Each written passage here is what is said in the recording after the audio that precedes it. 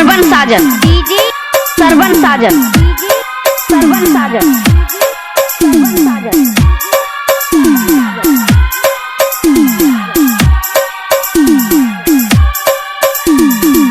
आके हम ससुराल में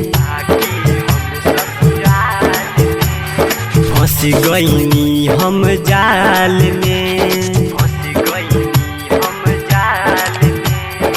आके हम ससुराल में फंस गईनी हम जाल में सेजिया पलागत ना एकरा से जोर बावे रे भतारी को मजोर बावे रे मरद को मजोर बावे रे राती से मन हमार भइल थोर बावे रे मरद को मजोर बावे रे भतारी को मजोर बावे रे।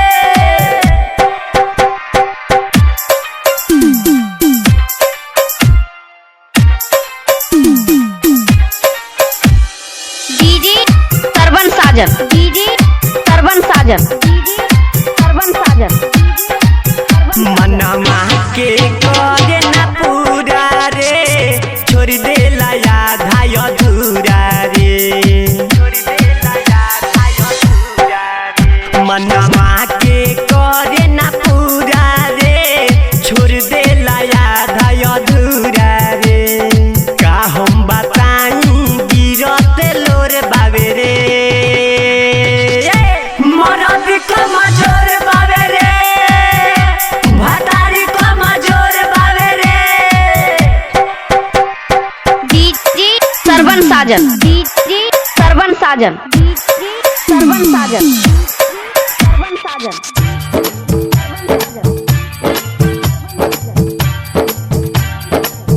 खाली पापा के रखता लाज के ना तो आ जैती नैहर में भाग के